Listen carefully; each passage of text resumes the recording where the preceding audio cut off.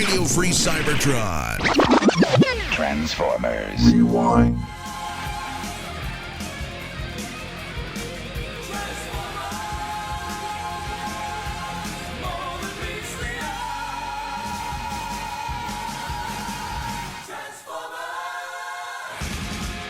This week on Transformers Rewind, it's Enter the new Supreme Commander, Dai Atlas, or you can just call it Zone.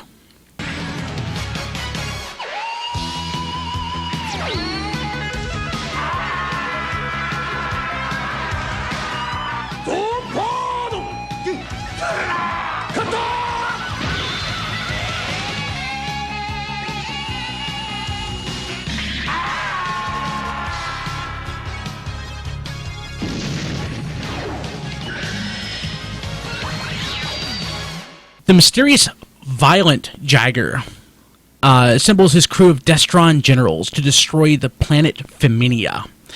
Supreme Cybertron Commander Victory Saber and his troops arrive to save the planet.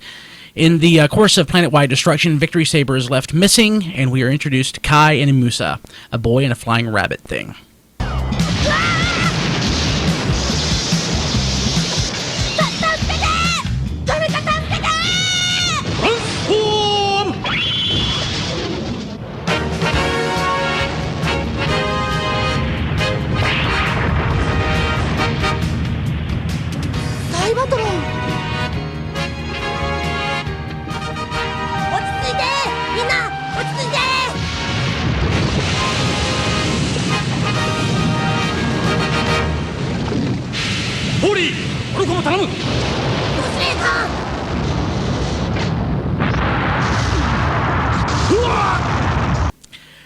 Falling prey to the Decepticon, or Destron, lust for energy, Violent Jagger commands his generals to obtain the Autobots' energy source, Energon Z, and the Zodiac, which was somehow used to create the universe. Kai and Musa are brought to the science planet Zone, where there are plenty of Micromasters but no flowers. After some exposition about the history of Zone, which was created by the Cybertron-powered masters, the Destron generals attack and steal the Energon Z. The Cybertrons are not so pleased. つまんないな。ゾウには花一本ない。だってここは超科学惑星なんだもの。ムーンレーダーたち寂しくないのかな。別にそんなことは。エムさね、メカじゃないのよ。血の通った生き物なんだもの。時には花や自然を見たいの。おいおい、僕たちも生き物だぜ。超ロボット生命体だよ。そんなこと言うなよ、エムさ。デフコン1戦闘開始。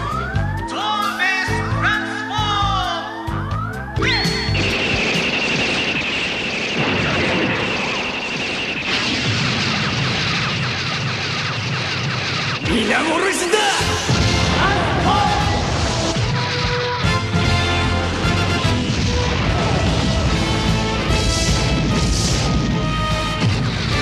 ジェットパトロールチーム攻撃。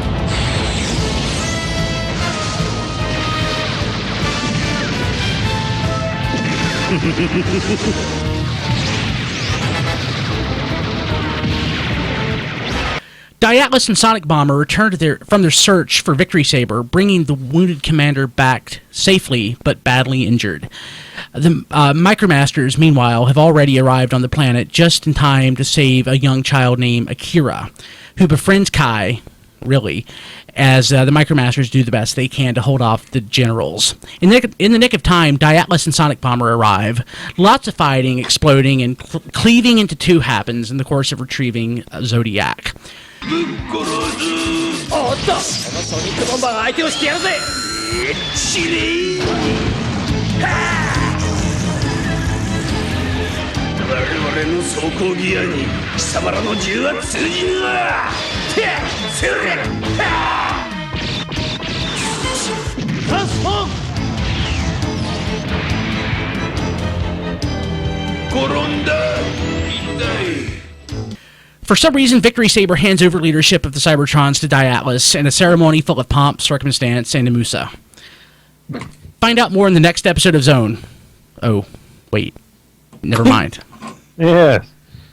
私はサイバトロンを代表してパワードマスターダイアトラスを新総司令官に任命する。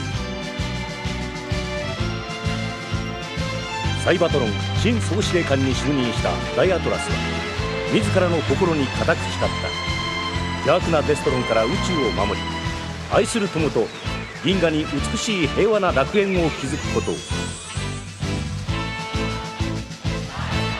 So, Zone is one of those weird things that it really colored my opinion of what the Japanese alignment for G1 was, because I caught this before I caught Headmasters. So in my mind, like, Headmasters, Master Force, and Victory were all leading up to this, which is really sad.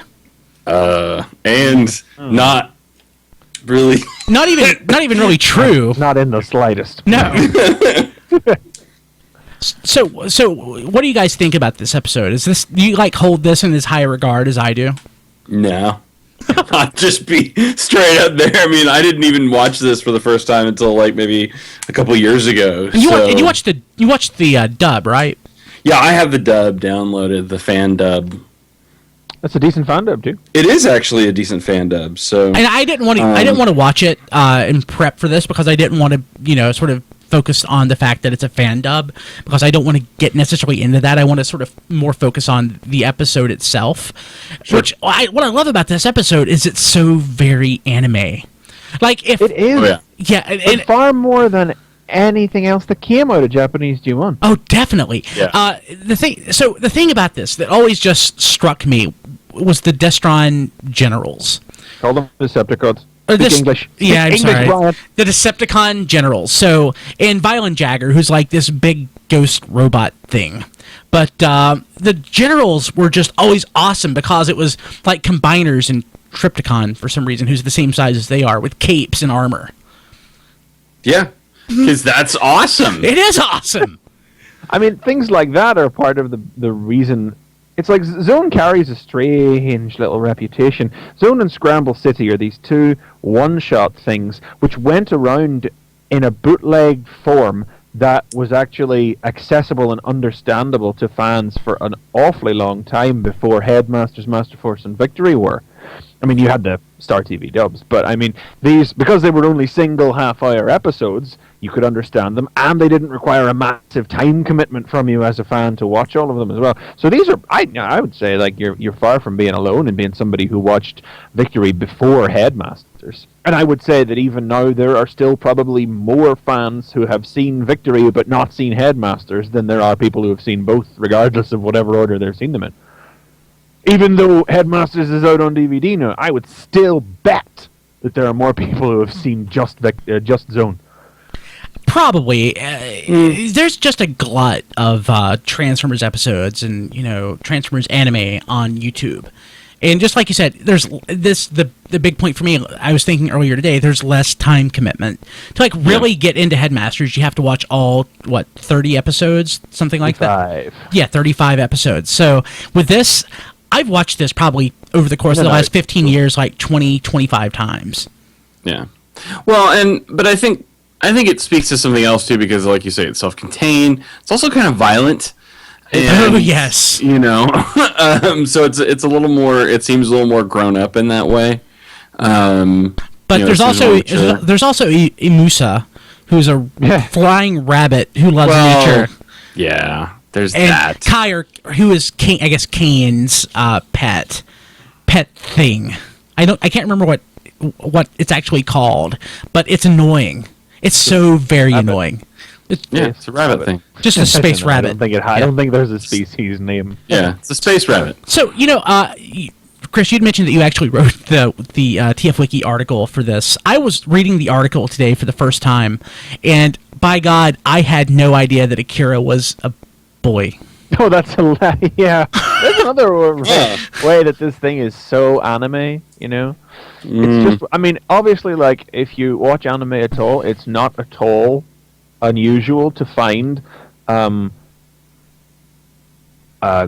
gay boys that look like girls. Not to put too fine a point on it or anything, but not an uncommon sight in anime. Totally strolled in out of the blue for Transformers. I never even drifted close to doing anything like this before.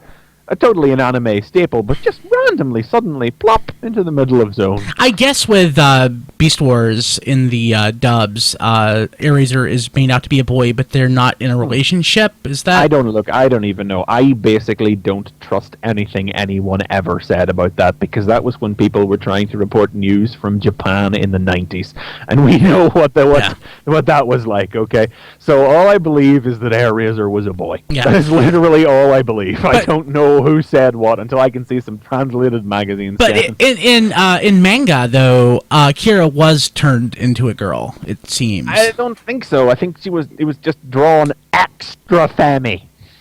Well, I mean, Kane is from Feminia, or his planet's basically like some sort of strange, feminine cognate. Sure. The name is there. I mean, Feminia puts in appearances actually as far back as the season 3 manga. It's weird like that. It keeps getting reference. I think there's a reference to it in the Headmasters cartoon as well. And then finally, like, the writer decided, you know what? Get this planet in here. And then when it came to Victory. So I keep calling it Victory. Go ahead. Yeah, I never quite. Well, Star Saber, Victory Saber is. I mean, in here, that's the cool thing. That's the one thing I do kind of like about the Japanese continuity. There tends to be like characters who sort of float between. In this, but so I never quite got exactly, other than like saving the day. Why did Victory Saber or hand over leadership to Dai Atlas? Because that was the new toy. Yeah.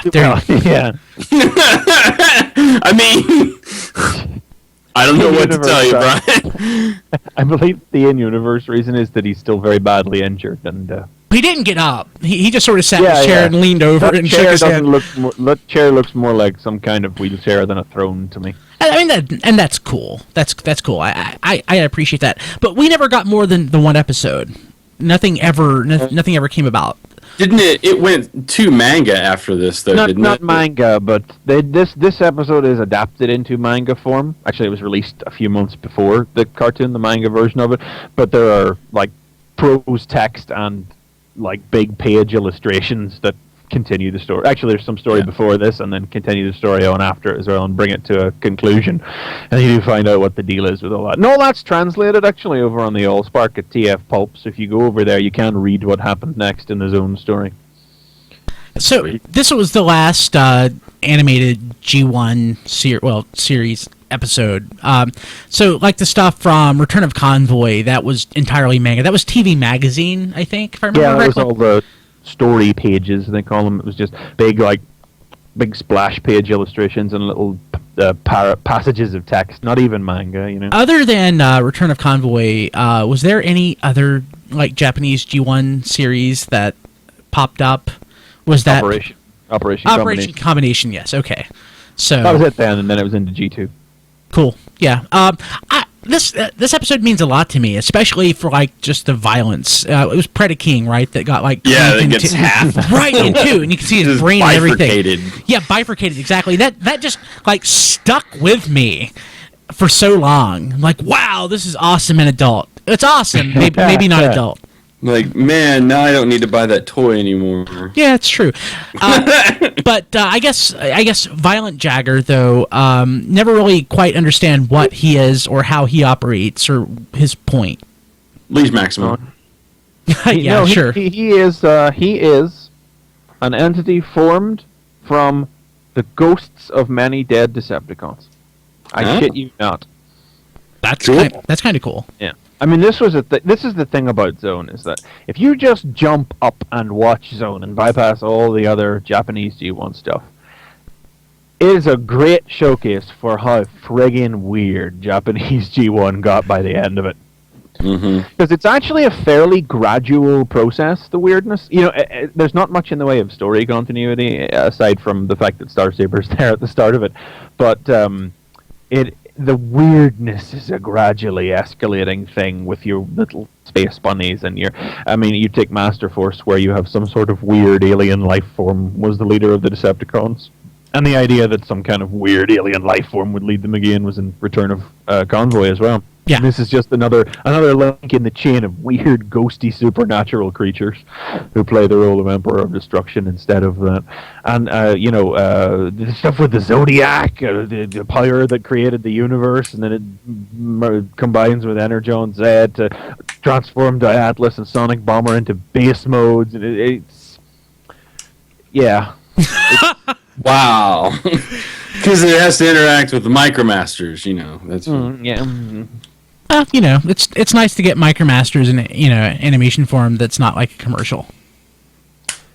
There was little in the way of that kind of, cosmic burning power up from on high, Heart of Justice stuff going on. Even in a lot of the animes, you get the Headmaster's weird cross-head on power of friendship formation stuff, head formation, and God Jinrai does his Godfire guts and everything, and Star Saber doesn't really have one. He doesn't really have a magic thing, but he's just constantly filled with burning courage.